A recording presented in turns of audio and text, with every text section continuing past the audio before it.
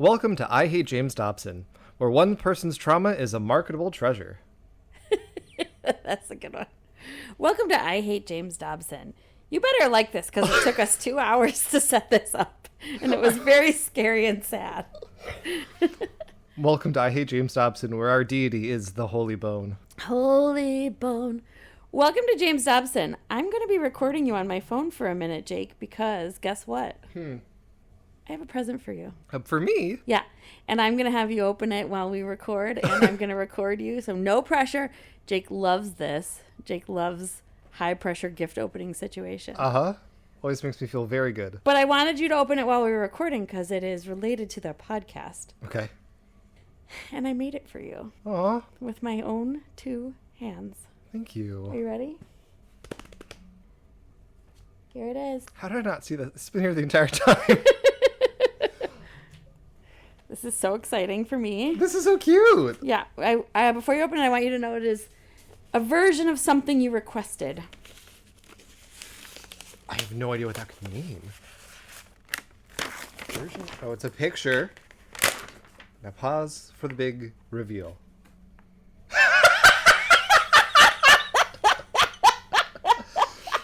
This is incredible. It is cross-stitched that says, sometimes you find yourself in a glory hole, in rainbow letters, but sometimes in a glory hole, you find yourself. Which is something you said on our very first podcast. Is one of my favorite sayings. And then you said, I want that embroidered on a pillow. And I did not embroider it on a pillow, but I cross-stitched it and put it in the frame. You cross-stitched this? I made that. That's incredible. Yeah, I made that for you. Brooke, this is amazing. Oh my god, thank you so much. It took months.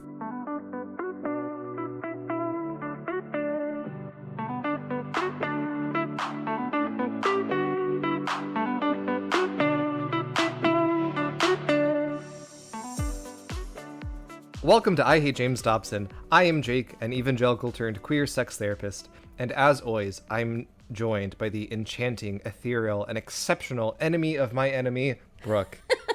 Hi, Brooke. Hey, that was a good one. Happy fall! Happy fall to you. Oh, I'm on Wellbutrin now, and so it makes Welcome. me... Thanks. It makes I'm me on Wellbutrin too. sweat like a motherfucker. It does? Yeah. So I like fall because now I can walk outside and walk 10 steps and not be drenched in sweat. What? I'm on Wellbutrin. Hey everyone, welcome to the podcast. This is actually a long commercial for Wellbutrin. What milligram are you on? 100. Oh, I take more Wellbutrin than you. I'm less mentally ill. I don't think that's true. We're pretty on par. I didn't know sweating was a side. How are you liking it? Well, I don't want to kill myself most of the time. I don't want to kill myself more than normal. So Dark. Yeah. Dark. Okay. My psychiatrist doesn't like when I give that answer. No, that's not a great answer. But it's honest. I want to kill myself the appropriate amount. Let's not include this in the podcast I'm because keeping it all in. I feel like I don't want everyone to be worried about our sick jokes. Don't be worried. It's not reportable. I'm fine. I'm doing great. I don't want to kill myself. Now, I am very interested in this. Great job. Wellbutrin makes you a little bit like this. So I hope you enjoy that. I was on something else earlier. I tried something else first, and that made me real elevated and real up. And so this one, I feel nice and mellow. Feel pretty good. So remember when I was on that drug that gave me those big saucer eyes? Mm-hmm. I'm not on that anymore, so that feels great. Good. Yeah. I don't feel homicidal. There's no shame in taking psychiatric medication. You just got to find the right mix for you. That's right, everybody. I'll let you know if I think we should post this or not. I have to edit this weekend, so we'll see. Okay. Do you have any Halloween plans or vibes? Or vibes. Yeah. I would love nothing more than to go to a really fun Halloween party in the fall on the crunchy leaves, wearing probably what would be the best costume and eating fall treats and doing all that. But no one ever has one. No one ever has a Halloween party. Halloween party. Halloween. Or you go to a gay's Halloween party, but it's like a bunch of men in harnesses and like, oh my god, I'm Abraham Lincoln. Oh my god, I'm this New York. Yeah. Yeah. You just in a harness and a top hat. That's not a costume. You know, when I was in college, that was kind of like the beginning of like sexy Halloween costume where you had to be the sexiest whatever you were. Mm-hmm. And as a joke in college one year, you know what I went as? Sexy elephant. And I had a trunk and ears and giant elephant feet. I've seen Dumbo. I get how it goes. Yeah, that's right. And then a little gray velvet dress and fishnets. That's very cute. And everyone was like, "Oh, are you making fun of us?" And I was. And you were, as well you should. I have never thought to ask you that, Jake. So in evangelical culture, is Halloween banned? Oh, it's bad. It's the devil's day. Oh. I actually have it written here. Many of my evangelical friends growing up were not allowed to celebrate Halloween. And because it celebrates Satan and demons and witches and shit, I always felt really bad for them. Because I would be out trick-or-treating with everyone else, having a gay old time on the streets, and their houses would be quiet with the lights turned off because they didn't want people to knock on their doors all night. Interesting. Miserable. Now a lot of churches do something called trunk or treat, where you like set up basically trick or treat, but in the church parking lot, and you do it out of the back of your car. Oh. I don't know why that's less satanic. Do people wear costumes? Still, yeah. What is the difference? It's not Halloween. Okay. Celebrate something different. Also, typically, not typically, I went to a church that you were supposed to dress up as like Bible characters. Okay. Which, sure, but okay. I'm revealing how much TikTok I watch right now, but there was a funny TikTok that went around that was like evangelical people or very religious people, and they were like, "We don't celebrate Halloween. That's the devil. What we do is dress up in costumes and go outside and just have fun and eat candy." And then it cuts to this guy being like, "That's Halloween. That's Halloween. That's what you're doing." The children aren't actually worshiping the devil. My parents were always for the evangelical culture, more of the like permissive side. Like we were allowed to read Harry Potter, which was scandalous. My older brother read the Golden Compass series, which when I was growing up, I got a letter in Awana about it, saying you should not let your kids read this book because in this book they kill God. Oops. You want to know what I just remembered right now? When I was in college, my friend and I used to get really stoned and watch TBN sometimes. and what were their names? The Crouches, who have both since passed. I learned because I Googled them recently. Jan Crouch was her name. Do you know who that is? I've heard of her. Yeah, she had lots of wigs on her head and was incredible TV content to watch in the late 90s when you were stoned and in college. That sounds incredible. Your bestie. But I remember them doing like a thing where they were trying to like warn everyone about Harry Potter. And she kept being like, "He has the sign of the devil on his head." And I was like, "It's a lightning bolt. Relax." But they did not approve of Harry Potter. Of course, Harry Potter was new at that point. I wonder, I'm not tapped into this anymore. I wonder how evangelicals feel about Harry Potter now, given how turfy J.K. Rowling is. Yeah, tricky. Also, I'm moving this weekend. That's right. When you, the readers, hear this, I will have just moved into my new place. And I've done that in less than a month from viewing the apartments to moving in. So I'm busy and stressed. Yeah, but you're doing great. Thank you. And I will have gone on a vacation to a tiny home village. Yeah, you did. Yay! You'll be in the middle of it. Oh, no, it's I will published have on just the... returned. Amazing. Happy Pride! Happy Pride. And how was it? It was so fun. Yep. Okay, so far, we have mainly focused our conversations on Dobson's books. This is on purpose. I like saying how Dobson tries and fails to really explain his views in detail. The ways in which his arguments fall apart is really interesting to me, and there's a richness to his bullshit, like a fertilizer. And I think it reveals a deeper understanding of the regime of white Christian nationalism in which we all are trying desperately to claw out of. But most of Dobson's fans aren't reading his books every day. No, the books are the attention grabbers. The act of writing a book makes people believe that you are a serious person with real thoughts in your head. It's a version of the white coat effect. Are you familiar with the white coat effect? Yep. What is the white coat effect? The white coat effect is trusting someone in a white coat, like a doctor or a pharmacist, because they're wearing a white coat and it makes them feel professional or seem professional and like they know what they're talking about. Yeah. They did nothing other than wear a white coat, but you trust them more. Right. Writing a book is like that, but for talentless hacks. Unless I decide to write a book one day and then it'll be genius. It doesn't apply to me. Same for me. That's true for me too. No, most people learn about Dobson views not from his books, but from his radio broadcasts.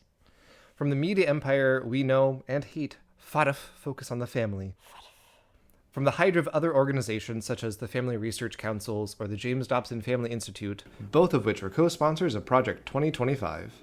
We've been over Dobson's history and rise to power in our very first episode, so today I wanted to do a little bit of catching up. Today, we're talking about what the fuck James Dobson has been up to recently. Oh, interesting. So, a brief recap for those of you who are new here. James Dobson got famous in the early 70s as a Christian parenting quote-unquote expert because he wrote Dare to Discipline. He left psychology formally in 1973 when the American Psychological Association decided being gay was cool, actually. He started recording and publishing his own lectures, which led to radio programming, and he officially started Focus on the Family in 1977. He also created organizations like the Family Research Council in 1981 or the Alliance Defending Freedom in 1994. Two cancers on our society that continue to kill us slowly and painfully. He served on various committees for the Reagan administration because Ronald Reagan really is the reason why everything is bad. And, I don't know if you know this, he interviewed Ted Bundy right before his execution in 1989.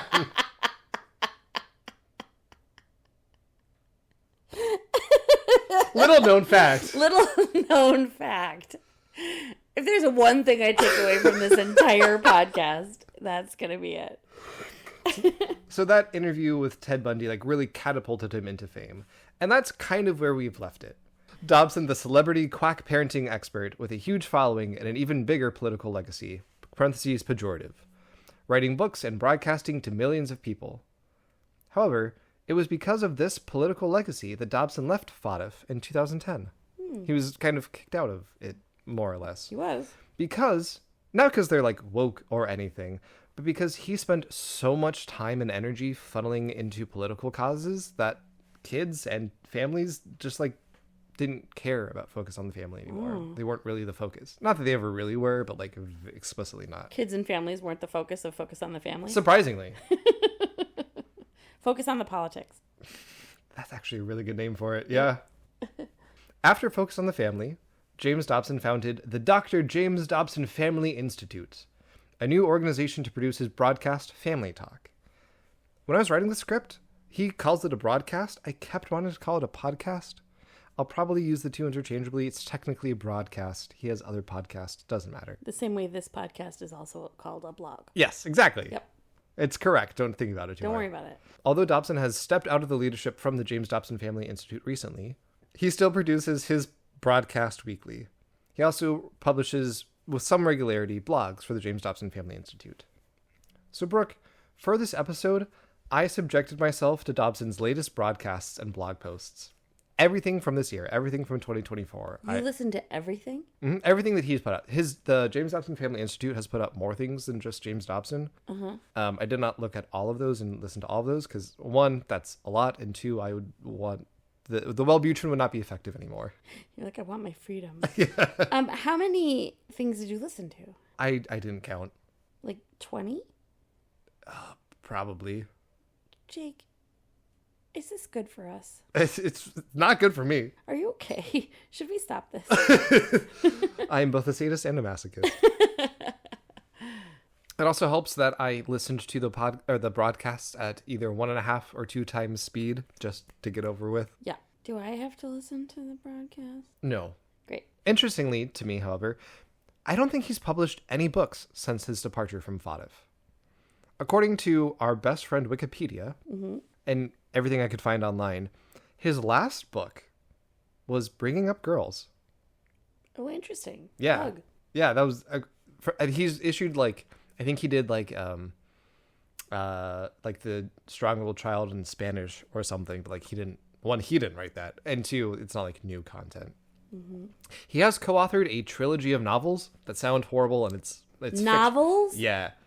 I don't know. I don't think he wrote it. There's 2 names on it. Oh, co-authored. Yeah. But no new parenting advice in the form of a published book. And that's good news for everybody. That's great news. Yeah. But what are the novels called? I can look them up. No, it's fine. Okay. Who cares? I will probably read them at some point for this blog, if I'm being honest, but I don't want to, and I'm not looking forward to it. I just want to know what his fictional prose sounds like. Yeah. Again, I don't know his involvement, but I can't imagine. He doesn't seem like a... He'll be like, the superhero interviewed a man named Ned Fundy. Fundy Fridays. So, Dobson's first broadcast for this year is titled More Untold Stories About Dr. James Dobson. It was a rerun of his broadcast from a few years ago, which is not inherently a horrible thing. It's the holidays, rerunning episodes, behind the scenes, it's all fine, it's whatever. But here's the description. On today's episode of Family Talk, Roger Marsh talks with Dr. James Dobson to learn more about his life and the experiences that have impacted him. Dr. Dobson explains the crucial responsibilities in the Reagan presidency and how his influence on the Meese Commission on Pornography led to an interview with serial killer Ted Bundy. God. It always comes back to Ted Bundy. God, what? So I was recently on the podcast The Worst of All Possible Worlds to talk about this interview in depth. So You did such a good job. Thank you. I had a really good time, and I encourage you readers to listen to that podcast for more details. Also, it's just a good time. But I do think it's really interesting how often Dobson mentions this fucking interview. It's literally the first thing he talks about this year, 35 years later. We've talked about the role of narcissism before and how this is a flex, and I think that's very true. But I also think there's an important historical context. Dobson had just finished serving on the Reagan Commission on Pornography, the Meese Commission. The way that Dobson talks about it, this was a traumatizing experience. I think he had to watch various types of porn. Oh. He talks about being exposed to these pretty traumatic things. And I'm inclined to at least believe part of it. I believe that it was a traumatizing experience for him. Why did he have to watch it? I don't know the exact details of how the commission went through, but they had to in detail talk about what pornography, the state of pornography in the United States in the 70s or whenever they were doing it. Yikes. Hey everybody, editing Jake here. First of all, I apologize for the change in sound quality. As I mentioned, I'm currently in the middle of a move as I'm editing this, so my at-home setup is a little bit lacking. But two, I don't actually know that they had to watch anything for the Meese report, to be perfectly clear. I feel like I should look into more of their methodology, because I'd be very fascinated to learn what they had to do specifically. But for now, this is just a hypothesis. Okay, back to the show. If we're taking that as truth, as if he was impacted in some traumatizing way by it, I think it would make sense. And with the politics of fear in which he traffics, serving as the need narrative in Network by raising the stakes on sexual immorality, I believe that Dobson found a sense of comfort and validation in the Bundy story. If only America could know what I know, if they could see what I see, they would see that I was right all along, that Ted Bundy is the inevitable result of all of this horrid mess that I see in pornography. Or something. That might also be giving him way too much credit, and I am not really inclined to give him the benefit of the doubt very much. Yeah. I think it just made him look cool. I think that's a big part of it. But that's one broadcast. Okay. We're not going to go into all of them, but there's a really interesting pattern through the broadcasts. I'm going to read you some titles and descriptions. Let's see what we learn about this. Mm-hmm. So, on January 3rd, Dobson interviewed Dr. Ben Carson about advocating for our country and freedoms. Remember when Ben Carson couldn't figure out how to get on stage? But he's a brain surgeon. It really just goes to show you intelligence is not one thing. On February 29th, Dobson interviewed Mark Levin about his book, American Marxism. On April 19th, Michelle Bachmann interviewed Reggie Littlejohn to ask the question, are you willing to allow your family to be governed by the World Health Organization and give up your rights to make decisions about public health or financial matters? On April 25th, Dobson's co-host Gary Bauer interviewed Michelle Bachmann again on an episode titled A Biblical Lens on the Conflict in Israel. On June 24th, Tony Perkins, president of the Family Research Council, spoke about why abortion is bad. On August 21st, Dobson interviewed Hugh Hewitt on the so-called Courageous Christianity. On September 2nd... But somebody was like, let's name this baby Hugh Hewitt. It's a really good stage name. It is actually, now that I've said it out loud. I wonder if that's his real name. Hugh Hewitt. On September 2nd, Dobson interviewed Dave Ramsey about bad money advice. Okay, I'm sorry to keep interrupting, but Go here's for the it. thing. Dave Ramsey is the envelope system. Mm-hmm. Yeah. And I didn't know he was a religious entity. And let's just say, I have some challenges. I have had some challenges in my adult life with finances. And so I was like, okay, I'll try this. And I bought it. I bought the book. Mm-hmm. I bought the envelopes that go with it, which are just envelopes. Mm-hmm. No, Like- he has special envelopes for you to buy? Yes. Yeah, but they're just envelopes. Jesus Christ. And like some of them are different colors. Like you put your in the purple ones and the blue ones. Mm-hmm. And then in the book. And then there was some sort of like wallety thing that you put the envelopes in. Yes. I bought the whole system. He's very big in cash only. Yes, cash only, which by the way, I haven't had cash since like before the pandemic. Okay, so I buy all this. And the book, okay. Did you ever see a famous SNL skit, but it's from the 70s with Steve Martin, called How to Make $1 Million? No. Blah, blah, blah. The whole skit is, here's how to make $1 million. I'm going to teach it to you. You're going to know it. Then you'll have $1 million. It's great. It goes on forever. It's kind of like The Aristocrats, right? And then the punchline is, first thing you got to do, get $1 million. Right? So this is the same thing. Dave Ramsey writes this whole book. I read the whole book. And the whole book is about how great the envelope system is and how you're going to have so much money. But he never tells you what to do or how to do it. Because really, it's put money in an envelope. That's the system, right? Like, take out some cash, put it in an envelope, and mark the envelope money. Yeah. Like, that's the whole thing. And I was like, is this guy for real famous? I threw everything in the trash. I was so angry. He's big famous. He gives very fine financial advice. It's very basic. Some people need it. Some people benefit from it. No shame if you've found value in it. Oh, yeah. Sorry if you did. But the colored envelopes were helpful for sorting your cash. It's not like anything brilliant. He's not a genius mind. He's just a rich guy who got even richer off of telling people, no, you can be rich too. In these days, it would be like a tweet. Yes. It was a whole book. Yeah, I can sum up the entire philosophy. So he wants you to get cash and put it in envelopes so you see how much you have and how much you're spending. Yeah. And like the envelopes have different colors for different things you might need to buy. That's the core of it. However, the world doesn't really function in cash anymore, so this whole system is a bust. Yeah. And then on September 18th, Gary Bauer, Dobson's co-host, interviewed Riley Gaines. I don't know that you know all of these names. No. But just from that overview, what do you think these have in common? I don't know who Riley Gaines is. We'll talk about her. Okay. Oh, her. I do know who Dave Ramsey is, and that's like advice, financial advice. Say the other ones really quick. Michelle Bachmann. Like ran for president. Ran for president. That's right. Yeah. God, I forgot about her. Hugh Hewitt. No, I don't know. Also, pay attention to these titles. Ben Carson. Yeah. Advocating for our countries and freedoms. Mm-hmm. Oh my God, is James Dobson running for president? Oh my God, no. He doesn't like to be that much in the spotlight. He likes to be pulling the strings behind the scenes. I think Ted Bundy would disagree. He likes to be in the spotlight, but not that much in the spotlight. Okay. Ben Carson was Trump's Housing and Urban Development Secretary. Oh, they're all Trump people. Mark Levin was a former Reagan staffer and chief of staff for Edward Meese, author of the porn project that Dobson worked on. Mm-hmm. Michelle Bachmann was a former congresswoman from Minnesota and a failed presidential candidate. She lost the GOP primary to Mitt Romney in 2012. Oh, yeah. Michelle Bachmann, again, a biblical lens on the conflict in Israel makes my skin crawl. I know exactly what that means, and it makes me want to die. Tony Perkins, president of the Family Research Council, which is labeled by the Southern Poverty Law Center as a anti-LGBTQ hate group. Hugh Hewitt is also served in the Reagan administration and is a frequent Fox News contributor. Gross.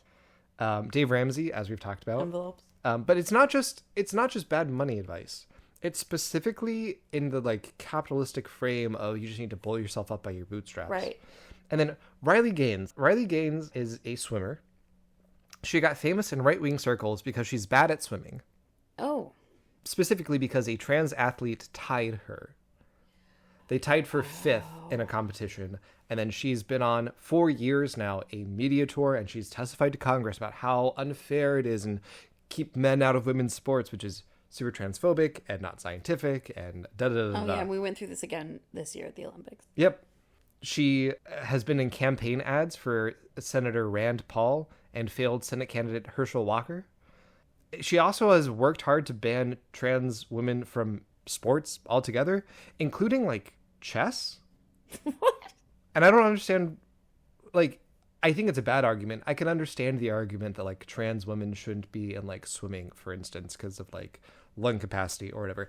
To be clear, I think that's a bullshit argument. Yeah. I think it's stupid. I can understand where someone's coming from. Chess? Yeah, what? I don't get that. I don't understand. It's gross because it is Now, this is complicated. Stay with me. This is not my brain saying this. It's gross because in Riley Gaines' brain, what she's really saying is like, well, obviously men are smarter than women. Right, exactly. Right? Which is like... Transphobia is rooted in misogyny. Right. Yeah, of course. Yeah, and so... Chess. Right. What do all these things have in common?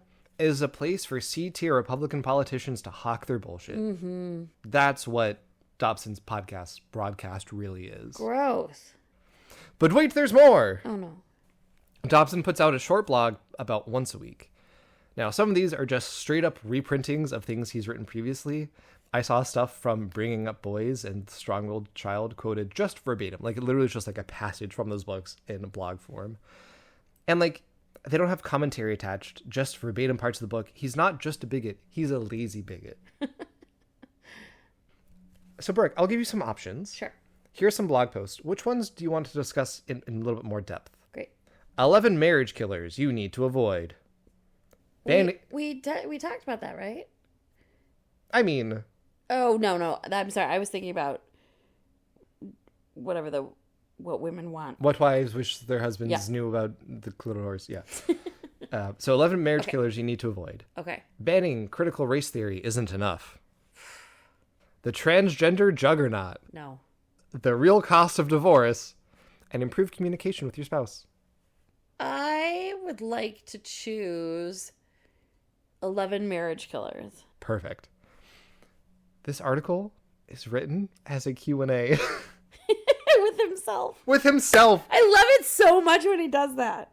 Brooke, what do you think is your favorite food? Well, Brooke, I love pizza. It's your blog. You don't need an introduction to it. You don't need a fake question that someone didn't ask you to justify. It's your blog, dude. Okay, here's the 11 marriage killers he says we need to avoid.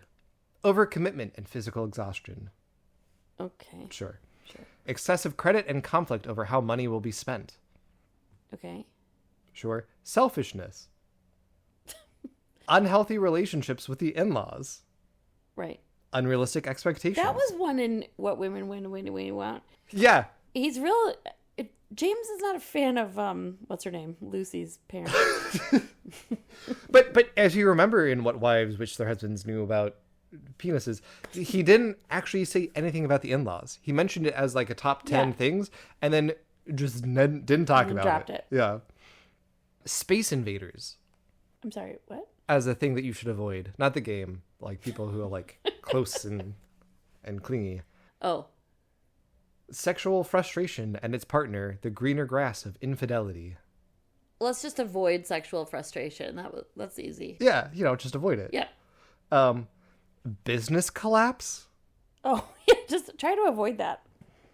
This reminds me of when I went to a dermatologist once a long time ago, and she was like, she glided into the room on a cloud. Uh-huh. And then she said, because I was at this fancy place down on Michigan Avenue, and then she's like, your skin would be less red if you just try to avoid all stress.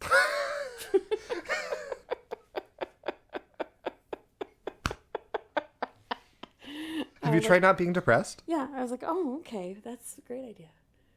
In the business collapse section, he specifically says, failure in work does bad things to men especially. Failure at work does bad things to men especially. Well, no, that's hard for everyone. Mm-hmm. But how do you avoid that? Right. Also, so business collapse. After that, business success. That's a marriage killer? Mm-hmm. Oh. Because then you devote too much time to your job. Okay. Alcohol and substance abuse. Yeah, that'll do it. Pornography, gambling, and other addictions. Mm-hmm. So, some of these, sure, like avoid selfishness. But as we have come to know and expect for Dobson, like so much more nuance needs to be put into all this. Conflict with the in-laws. This feels especially common for queer people. What if my partner hates his parents? Right. If I hate them too, if I have conflict with them, that actually brings us closer together. Right. Or whatever. Excessive credit and conflict over how money will be spent. What if one person's like really controlling with the money? Yeah. And as you mentioned, sexual frustration. Yeah, just avoid it. Yeah, just don't have that. Just don't do that. Yeah, that's what I say to my marriage counseling clients. Oh, you have a sexual frustration? How about don't have that? Mm-hmm. So this is, I think, very emblematic of That's not a real thing. This isn't real advice. Yeah. I don't know who this is for. Does he expand on any of these things, or it's just a list for his blog? He expands on them for like 2 or 3 sentences. Great. Uh-huh. It's not the nuance they deserve. No. It's not real advice. I sometimes like teach therapy stuff to non-therapists. I find it very hard because there is so much nuance. Right. And so like I talk about a lot of relationship stuff. And my thing is like, yeah, here's like general things you should look out for. But with a big caveat of if your relationships work for you and they don't meet this list, that's fine. They're working for you. And so it's kind of like, yeah, here's some advice. I'm also feel free to throw it out the window if it's not helpful. Yeah. And Dobson doesn't have that caveat. Again, Dobson has this very hierarchical view. So here's the things you must do. Pick another one. I would like to choose what's behind door number 4. The real cost of divorce. Yeah. Okay, I have some quotes from this one. Every year, an astounding number of marriages disintegrate and leave deeply wounded people in their wake. Which, pause here. Sometimes, I've also seen people navigate divorce and, like, be still good friends with their now ex-partner and, like, not be super traumatized by it. Yeah. And, like, Or just be real happy to be divorced. Yeah. Yeah. But why is the casualty rate so high? One reason is the tendency for young men and women to marry virtual strangers. Okay. Okay. Okay. You know what, though, James? Didn't we just go through a whole months and months of talking about marrying all these virtual strangers that you court for 2 minutes and then you marry them? And if your parents arrange it, yeah. But if your parents arrange it, that's not a virtual stranger because someone who knows better than you. Uh-huh. It's true that typical couples talks for countless hours during the courtship period, and they believe they know each other immediately. But a dating relationship is designed to conceal information, not reveal it. What? We talked about this in our purity culture series as well. Oh, yeah, but I repressed all that and blacked it out. No, it's not. Dating isn't one thing, whatever. I've been dating my partner for almost 3 years now. We are constantly trying to be vulnerable and open and connected and learn more about each other. And like, I don't really understand where the idea of like dating is meant to conceal information, not reveal it comes from. Also, they're very like anti-cohabitation before marriage. Of course. But you learn a lot about someone by living with them. So I've heard. Right. I mean, that's what I was saying during the purity culture stuff, right? Which is like, and that had never occurred to me until we talked about it, which is like how terrifying to have so much stuff happen to you so quickly, right? Like sex, moving in together, living with right? Like all of those things, having a baby, whatever it is. Why wouldn't you want to see, like, can I live with this person? Yeah. And what is the danger of that? Also, you and boyfriend have been together for 3 years. Almost, yeah. Cute. Yeah. We are moving in together is what this is. We're such boyfriend stands on this blog. I'm a big fan of boyfriend. I'm a big fan of boyfriend too. He's so cute. Consequently, the bride and groom often enter into marriage with an array of private and conflicting opinions about how life's going to be lived after the wedding, and the stage is set for serious confrontations. Sometimes. Yeah. But not every time. And courtship, dating doesn't change that. No. Whatever.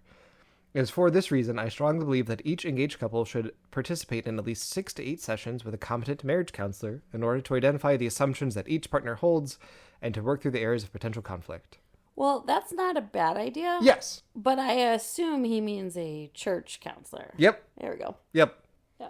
And this is a tangent. Pastoral counseling drives me crazy. It's a degree and people count themselves as counselors or therapists or however they want to market themselves. You're not. You're just not. That's not what this is. You're not part of my field. You're not part of my culture. Get the fuck out of here. When I was coming out, before I came out, I was very depressed, surprisingly, right? And I went to my pastor for some pastoral counseling. And at the time, I was engaged in some self-harming behaviors. And he told me that every time I did that, it was Satan possessing me. And I just needed to pray more. That's what pastoral counseling can get you. That's so dangerous. What a horrible thing to say. Yeah. Fuck you, Paul. Again, what a frightening thing to tell someone, especially a teenager, right? Editing Jake here again. There's a small clarification that I need to make. Some pastoral counselors do have actual licenses in counseling, and therefore they are a part of my field. But you do not need to have a license to be a pastoral counselor or to provide pastoral counseling. It is this unregulated and largely untrained, haphazard advice giving that I'm objecting to here. So you can cut this, but I like that there was just like always this sort of like you from the future present in your child self, right? Mm-hmm. That was like there was like one metaphorical foot out the door, like a little bit, even when you were meeting people at the pole. I had a pretty good, well, that's not true kind of detector. Yeah. For like large things like spirituality, you can't disprove that. Like, does God exist? I can't prove it. I can't disprove it. But like, I'm not being possessed by demon. That's not what's going on here. No, it's not. And he says the real cost of divorce is the impact on kids. Yeah. You know what I think has a really big impact on kids? Parents who hate each other living together. Yes. Mm-hmm. Yes. Absolutely. Yeah, divorce can be hard. And sometimes people are able to reconcile things and stay together when they think they might otherwise get divorced. Absolutely. But not only being in a bad marriage, being in an openly abusive marriage? Yeah. That's horrible for kids. It is much better to get the fuck out of there. Yeah. Not according to Dobson. And as we mentioned, this is largely like a political lens. The Republican Party is now coming after no-fault divorce pretty hard because they don't like the impact that it has on the family system. And the vice presidential candidate J.D. Vance has given a number of interviews about like, I don't think people should be allowed to divorce and no-fault divorce. So not only is this like a thing that's in the oeuvre, it's if they win, that's probably what will happen. Yikes. Get your red capes out. Yep. So we're not going to go into the other ones necessarily, but there's one person that I want to point out, and his name is Christopher Rufo. Okay. I don't imagine so, but Brooke, are you familiar with this name? No. You're definitely familiar with his work. I am? Yes. How do you feel about the critical race theory panic? Oof. He dissociated. My brain's like, I don't know where to start. You remember the critical race theory panic of like 2 years ago, yeah? Yes. Yeah. So that was pretty much entirely orchestrated by Chris Rufo, like single-handedly. Okay. So let's take a little detour to talk about Chris Rufo. Chris Rufo is an accomplished propagandist for American conservatism. From an article in Mother Jones, a historian of American political rhetoric and a professor at Texas A&M University called him a propagandist whose talents call to mind Edward Bernays, the so-called father of public relations, who, in the late 1920s, famously sold cigarettes to women by associating smoking with freedom. So that's who this person says he's like. Cool. His whole shtick, this is me speaking, his whole shtick is about the culture war, something that he openly admits. Quote, from Chris Rufo, we are coming apart economically, to be sure, but we are coming apart as a culture. And the sickness that he's identified? Wokeness. Mm-hmm. He'd been running in the sewage of right-wing spaces for some time, but he really broke into the mainstream in 2019 when he appeared on Fucker Carlson's Fox News show to talk about the madness of the ultra-liberal Seattle, where he lived at the time. Mm-hmm. Again from Mother Jones, quote, on September 1st, 2020, Rufo staged a well-rehearsed coup de grace on Carlson's Fox show. While denouncing how critical race theory had become, quote, the default ideology of the federal bureaucracy, unquote, and a, quote, existential threat, unquote, to the country, he called on then-President Donald Trump to immediately abolish critical race theory trainings. Trump was apparently watching, and then in his White House biography, then-Chief of Staff Mark Meadows writes that Trump called Rufo the next morning and began to work on an executive order. Rufo then flew to Washington to help fine-tune the wording, and on September 22nd, Trump signed the order instructing federal agents to stop racial sensitivity programs. So it was this one guy who positioned himself to be on what he knew was Donald Trump's favorite show so he could speak directly to him to make this Trump's pet issue. Isn't that amazing? It's pretty remarkable and terrifying. Like, and I think we've really, like, how can people not know that these things come from, like, one source and one agenda? Like, because they don't care. They don't care, right? Like, J.D. Vance admitting that he lied about people eating cats and dogs, and everyone's like, yeah, but still it's happening. I'm like, no, it's not. After successfully rebranding racism to critical race theory, Rufo continued to be an activist for white supremacy and Christian nationalism. As Politico's Michael Cruz writes, Rufo is a, quote, main source and surrogate for the DeSantis' anti-woke agenda. The don't say gay shit, Florida's 6-week abortion ban, these all have Rufo's fingerprints all over them. Gross. And I have some tweets from Christopher Rufo, because I think they're very illuminating. Okay. These are from him on March 15th, 2021. We have successfully frozen the brand critical race theory into the public conversation and are steadily driving up negative perceptions. We will eventually turn it toxic, as we will put all the various cultural insanities under that brand category. The goal is to have the public read something crazy in the newspaper and immediately think critical race theory. We have decodified the term and will recodify it to annex the entire range of cultural constructions that are unpopular with Americans.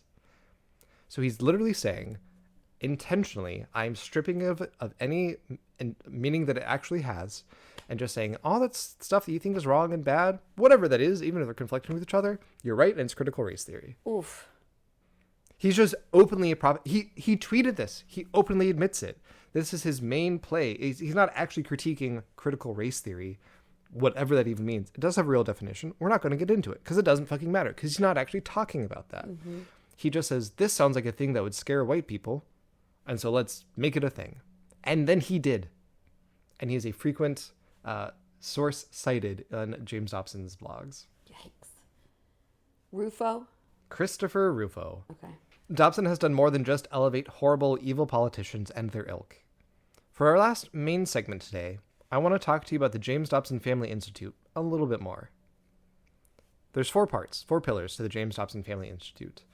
Family Talk, which is the brand of podcasts and broadcasts and blogs that we've talked about. A digital library, just containing all of his works and stuff. An education and culture center. Okay. Oops. And a policy center. And even typing that out, James Dobson Family Institute Policy Center, feels ominous. Yeah. Start with the Culture Center. The Culture Center is exactly what you'd expect to be. It's the most asinine culture war bullshit imaginable. As of recording, the most recent article is called Eating Cats and Securing Borders, where Senior Director Owen Strachan says the following. I have a couple quotes here. Quote, as Christians, we must step back and let the temperature in the room cool for a moment. See James 1:19. When we do that, we see that we have a real issue before us. Whatever is going on with Springfield, and reports are not encouraging, America has been hit hard by leftist policies and illegal immigration. That's one quote. Whatever's going on in Springfield and reports are not encouraging? What reports? What reports? And also, that doesn't seem like letting the temperature cool for a moment. Also, when you said James 1:19, was that you meant from the Bible? From the Bible. Let the room cool a little bit is from the Bible? We're going to talk about that in 1 second. Okay. Second quote. Quote, as Christians, we have much to say about this. We welcome sojourners, recognizing that we are all, quote, strangers and exiles on the earth, Hebrews 11:13-16. But we know that the character of nations matter to the Lord as well. Quote number 3, quote, in the New Testament, we learn that God is the one who sets up nations and borders, Acts 17:26. And the last quote, finally, we don't give in to the empty pieties of the left. Christians, after all, follow the God of order, 1 Corinthians 14:33, and see order as both essential and good. That is true in our homes, congregations, and civilization. Are you telling me that people think God created borders? Yes. Between countries? That is literally what he says. He says, we learn that God is the one who sets up nations and borders. So God was like, this is going to be the USA, and this is going to be... Put a pin in that. Okay. I have some thoughts, yes. Right. Hey, yeah, editing Jake here one last time. This is actually a really good point that Brooke brought up. Because, yes, evangelicals do believe that God traced out the boundaries of each country, including and especially the United States. And this is where we get Christian nationalism, who believe that not only did God draw out the boundaries of the United States, also the United States is God's special little favorite country in the whole wide world. It's the same attitude. Owen Strachan is a piece of shit theologian.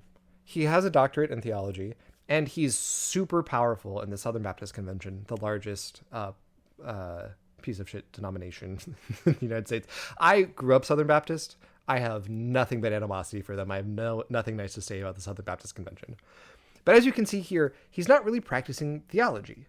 He's cherry-picking verses, most of them that people won't look up, let alone look into the broader context to push his political agenda. Now, as we've talked about, the Bible is open to interpretation. Strawn said, we have to learn that God is the one who sets up nation and borders, and cites Acts 17:26. In Strand's article, this is meant to imply or say that we need to enforce our borders through strong force. He's a very big, build the wall, strict, no immigration, mass deportation now kind of guy. But the verse he cites isn't about that at all. It does technically say God, quote, marked out there the nation's appointment times in history and the boundaries of their lands. So sure, God marks out when nations are, how they are, how long they last. That's what the verse is saying, sure. But this is literally taking the verse out of context. In the actual Bible passage, a guy named Paul is preaching to the heathen Greeks in Athens. And Paul is saying how they worship too many gods and not the true one powerful God that Paul worships. He's not talking about the political realities of the border. He's talking about God's power. He ends up by talking about the resurrection of Jesus, which in Christian theology is like the biggest flex of God's power. Not at all about like, well, here's how like God meant nations to function and be. It's literally like an example here, an example of God's power, and also nations. Like, he's meant to say God has power over all of this, even your puny little gods that you're trying to worship here. Mm-hmm. Also, importantly, Strahan doesn't correct the story. He doesn't mention that this story about Haitian immigrants in Springfield is fake. Right. He doesn't mention that they're legal immigrants. There's a lot less than Donald Trump and J.D. Vance would have you believe. That they're not fucking eating cats and dogs and that is a racist lie. He doesn't talk about the bomb threats or the racist videos that have come as a result of that. Nothing. Nothing about that at all. Just, well, let's use this thing and use some Bible verses to further our political point. Mm-hmm. To be clear, this kind of twisting biblical interpretations is actually what taking the name of God in vain means. Not saying, oh my God. I know. And this is something I know because I learned it recently, and it's not saying God damn it. It's acting in a way counter to God. Mm-hmm. Right? That's like being a hypocrite. Yes. Right. Taking the word of God. Right. Twisting it, doing something completely antithetical to what it actually says. And then saying, but I'm doing it because God told me to. That's actual blasphemy. That's actually taking God's name in vain. I'm not that precious about it. But if I were to say fuck, I'm sure he'd have like a panic attack or say I'm like a heathen or whatever. We tragically saw a clear example of this just this week when the state of Missouri murdered an innocent man, and this case was sent to the U.S. Supreme Court. You know, the ones who spent years decrying abortion as a murder of God's innocent little babies, who gave it their endorsement. They hide behind their religion as a cloak against criticism while only seeking power and control for themselves. A cursory glance of the culture section of the James Dobson Family Institute reads no differently than Fox News or even fucking Newsmax at this point.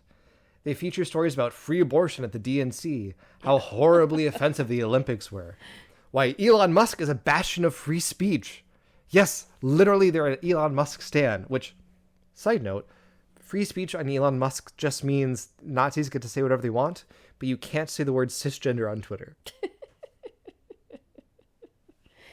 I remember a straight man one time, I won't tell you which one, saying to me that he felt like cisgender was offensive. Do I know this straight man? No. Okay. No, but I'll get in trouble. That cisgender is offensive. And I was like, why? What are you talking about? And that just shows you how much they don't understand what is being talked about. Yeah. It's literally just means not trans. Right. But we're not... Aren't you not trans? I'm not cis, I'm normal. Yeah. It's like how I've heard people used to rebuff the, like, being called straight because like, oh, I'm not straight, I'm just normal. Yeah. Or like when you see those people who go troll the like Trump conventions and they're like, what are your pronouns? And people are like, I don't have pronouns. Like, you don't have pronouns. Like, I is a pronoun. Yeah. I want to focus, however, on the policy section of the James Dobson Family Institute. What exactly is the Public Policy Center? Let's hear it from the edgelord himself, Jimmy Dobbs. This is a little bit of a longer quote. Quote, public policy refers in other contexts to politics, such as elections and political parties. That's not what we mean by the term, of course. Our focus is on issues related to righteousness in the culture, such as the sanctity of human life, the God-ordained institution of marriage, parental rights, religious freedom, and other liberties guaranteed in the Constitution and Bill of Rights. Pause this quote.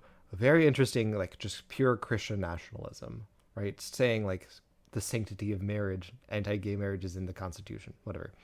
Back to the quote. Quote, of course, we are also opposed to policies that are anti-biblical, such as critical race theory, and other efforts to propagandize and manipulate the minds of children.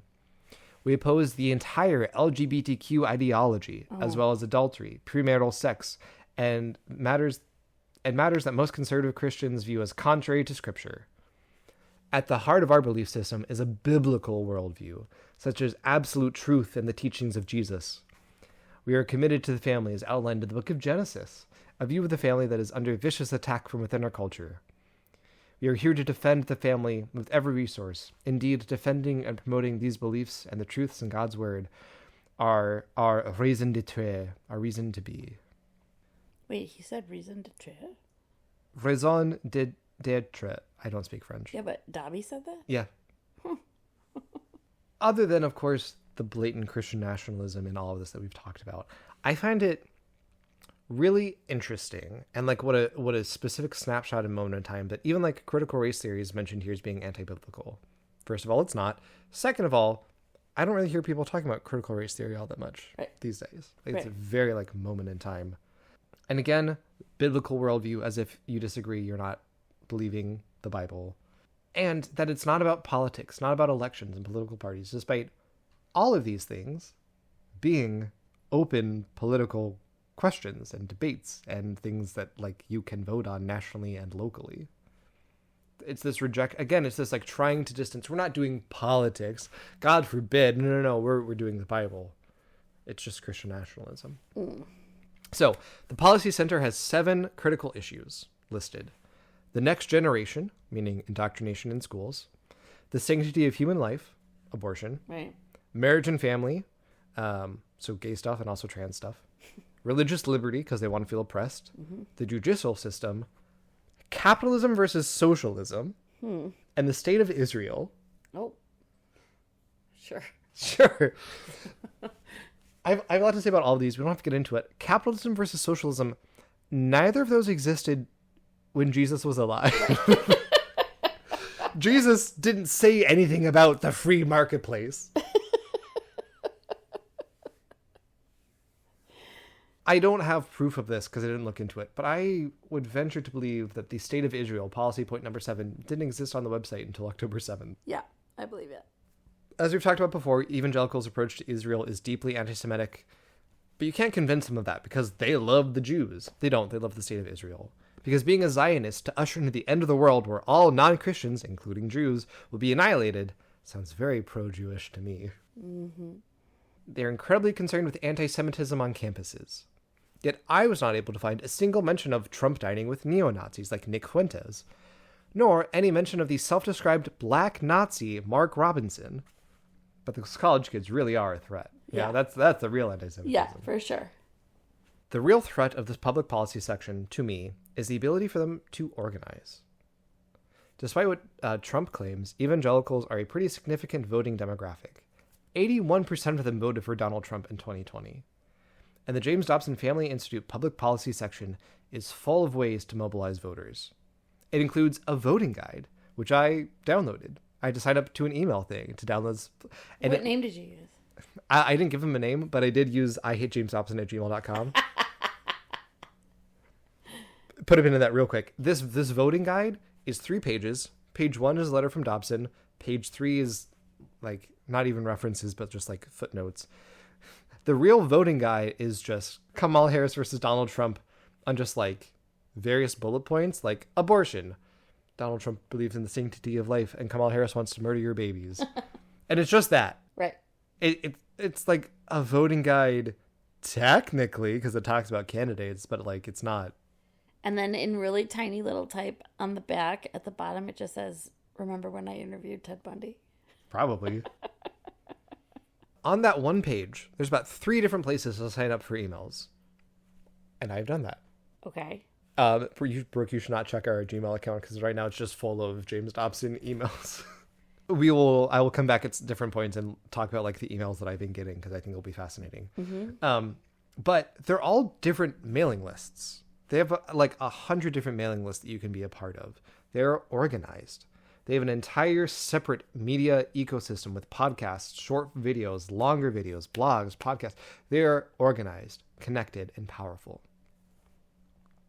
So what has James Dobson been up to recently? Essentially, the same old bullshit. At this point, the organizations that he developed are using the momentum he'd given them to continue his horrible legacy with pretty much minimal involvement from the head bitch in charge. Dobson's entire career and legacy isn't psychology. It isn't child development or counseling or parenting advice or marriage, even if that's what he's publicly known for. No, his legacy is that similar of the Falwells and Pat Robertsons, laundering extreme and harmful right-wing political activism and white supremacy through the thin veneer of pseudo-religious and pseudoscientific propaganda. The centralized system of the right wing in the United States is pretty striking. And again, they are very organized. There's like 4 steps of separation between your local Southern Baptist church and the direct implementation of Don't Say Gay bills. So readers, the most important thing as we're coming to the end of this episode for you, vote. Oh my God, vote. Please vote. Get your family, get your friends to vote. Vote up and down the ballot. Yes, vote for Kamala for president. And I want to say this quote that I've been hearing a lot of places. One of my clients actually said this to me the other day, and I found it insightful. Remember, you're not marrying this candidate, right? You're not committing your life to this person. You are voting for the person who has most of your best interests in mind right now, right? It's not, it's not forever. It doesn't have to be a reflection of all of your because I know there's different people we might want to see in different circumstances. I get that, but like we're voting to keep most of our best interests in place. I think I'm a pretty radical, like lefty anarchist. We've talked about anarchism in here before. Like I am like, I cannot talk about my political beliefs with my family except for Kevin and his wife because most of the time I get looked at like I'm speaking a different language. Right. And if we do not vote, they win. Right. Donald Trump does not have any specific ideology other than Donald Trump wants to be in power, and so he defaults to the people around him. The people around him this time around are going to be J.D. Vance. Right. J.D. Vance is this. If you do not want James Dobson essentially to be at the helm of the United States government, oh my God, you need to vote. But don't just vote for Kamala Harris. Do vote for that. Please, oh my God, please vote for her no matter where you live. It's a crisis. But vote all the way up and down. The school board, judges, fucking dog catchers, whatever. Dog catchers. Yeah. It's a political office in some places. It is? In some places. Oh. Check out your voter registration on vote.gov. If you need help researching your specific ballot, check out votesaveamerica.com. I don't think we talk about enough about how confusing voting can be, because like the first time I went to vote in Chicago, there were like 12 pages just of judges, and I didn't know fuck all about them. So be sure to check with organizations that align with your values for actual voting guides. Here in Chicago, we have the Girl, I Guess voting guide, which is really helpful. Yep, it is. You can print that right off and take it with you. Mm-hmm. Also, in most places, and this is what I do, I vote by mail. I get my ballot at home so I can take my time, make sure I'm doing everything right. Also, you can do early voting, which opens, I think, October 5th in Chicago. Some places it's open now. Yeah. And that's a great way to get it done and avoid the lines on Election Day. It can feel really defeating and difficult. My vote doesn't make a difference. One, you don't just have to vote for president. You have all these other places. But two, if your vote didn't matter, if it didn't actually make an impact, they wouldn't be trying so hard to suppress it. Yeah, your vote does make a difference. And you can do more than vote. Canvas, knock on doors, phone bank. I'll be phone banking through Vote Save America. If you want to get organized, they will give you places to go. Make a podcast and scream into the void. Yeah. Go to my friend's shop, earthcadets.com, and buy a really cute blue sweatshirt with the word vote on it. I love that. Someone asked her to make red ones, and she said no. Perfect. The James Dobsons, the J.D. Vances, the Donald Trumps, the right wing in America is so much more organized than the left. And partly This is because they care so much about obedience. We talk about this with the strong-willed child, but obedience is like their number one value. You conform to the hierarchy, and if the people up top say you do the thing, you fall in line. There's a saying in political worlds that like Republicans fall in line, Democrats have to fall in love. And there's some truth to that. They are better organized. So we need to work that much harder to beat them back into the underground holes in which they can fester. Brooke, I hate James Dobson. I hate James Dobson then, I hate him now, and I'll hate him even after he dies. I'll hate James Dobson for the rest of my life. And I'll hate JD Vance. And Riley Gaines. Yeah, I'm not a huge fan of Riley Gaines either. And you know who I'll hate second most after James Dobson? Dave Ramsey and all those stupid envelopes. Oh, I am also not a Dave Ramsey fan, which is controversial in my family. So, reader, be well, go vote, and we'll see you in 2 weeks. Go vote.